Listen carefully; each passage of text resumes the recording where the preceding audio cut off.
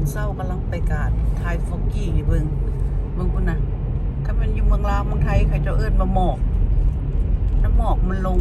เป็นไอมื้อนี้เดือน11วันที่2เด้อพี่น้องเด้อเป็นไอละ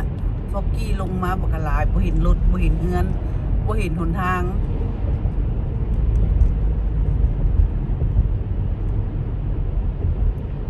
นี่ทายฟอกกี้พี่น้องเบิ่งหมอกมืดมัวบ่เห็นอย่างเลยบ่เห็นหนทางเลยสิไปกาด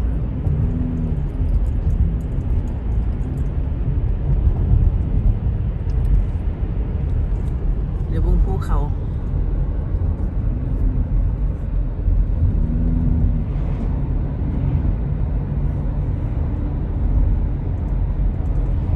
ทางไปการทางมิสซูรีไปการมิสเตอร์ฟอกกี้เว้นหนทางเว้นหนทางเว้นโรงงาน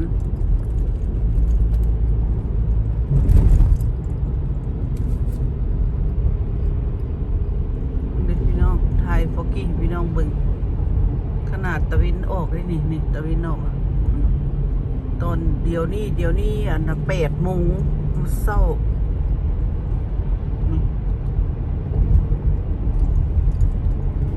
บ่เห็นหงจักโรงงานเลยเห็นแต่ฟอกกี้บ่เห็นจักโรงงานเลยจักโรงงานเดี๋ยวบ่เห็นมืดหัวแจ้งสว่างแล้วฟอกกี้นี่มันอยู่ถึงภูเลยบ่เห็น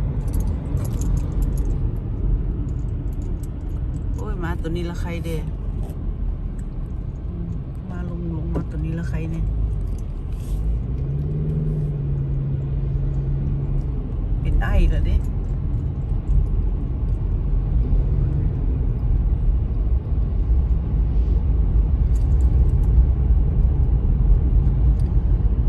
รถไฟเกกันเตรียมออก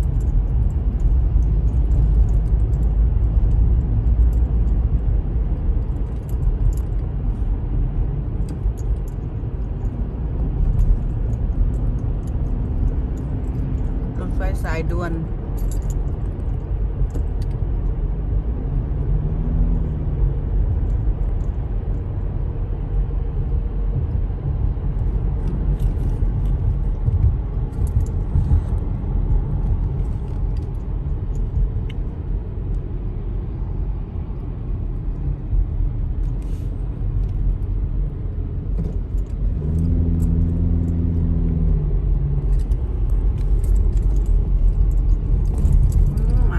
ใครเด็ดแบบนี้นะมันลงจากภูมาละใครเนี่ยเมื่อกี้นี่มันขึ้นเทิงภูแล้วมันสูงแล้วฟอกกี้เต็มบ่เห็นหนทางเลย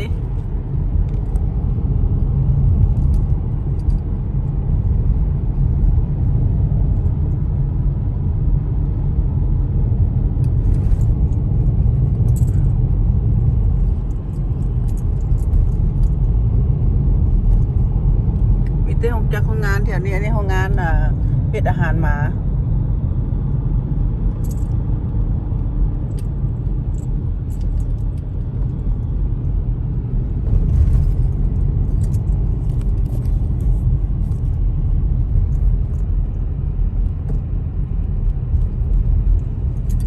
แจ้งสว่างแล้ววันนี้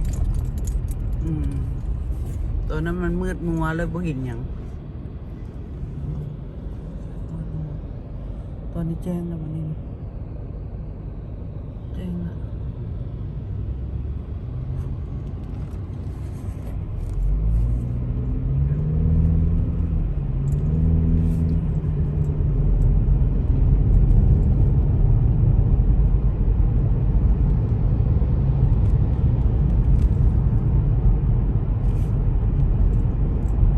มองไ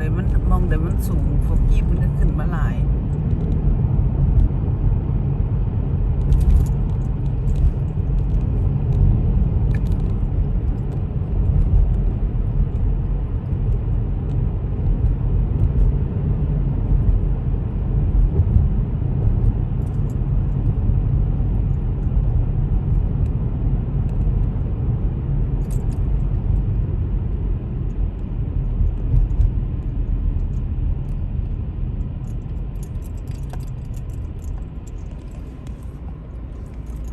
สิใส่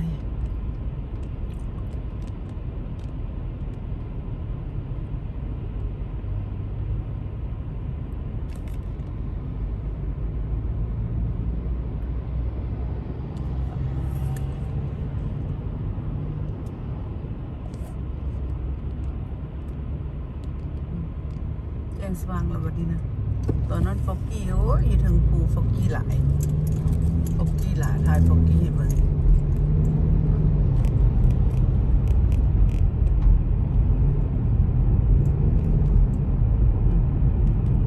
เดี๋ยวน้ำหินน้ำยาเป็นไอล่ะเป็นไอเบิดนะ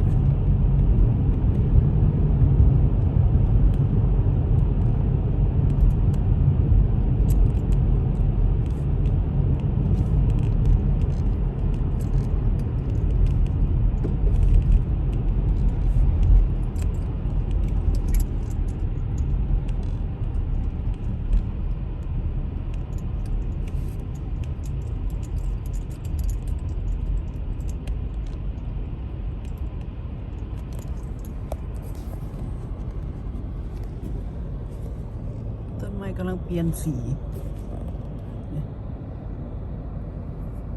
กำลังเป็น2-3 สี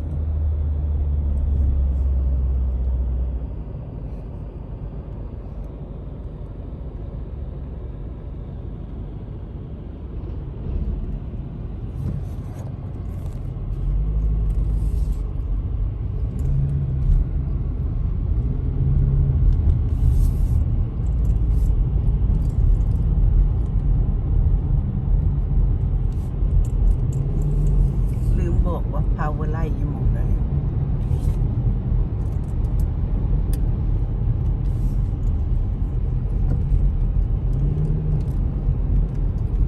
มึงอย่าเลี้ยวมาหากูเด้อ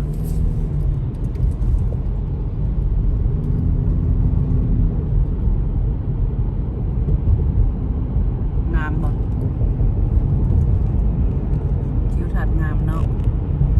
มาฮอดพี่แจ้งสว่างแล้วใกล้สิหมดโรงงานแล้ว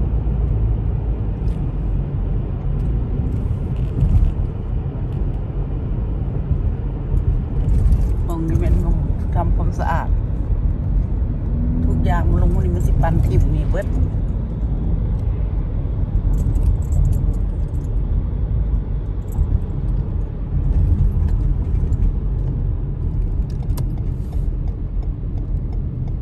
ถึงขันที่เป็นมองอันเขา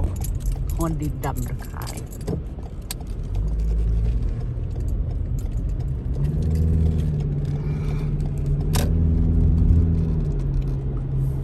งานรถไถนี่นะนี่เป็นงานขายเครื่องอะไรรถ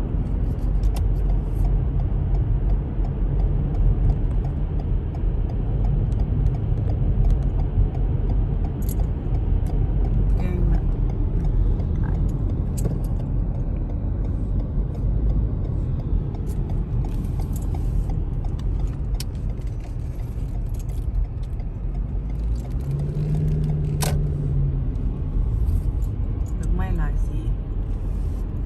คอยกำลังมีดอกไม้หลายสี2 สี 3 สีขึ้นมาสีดำสีแดงสีเขียว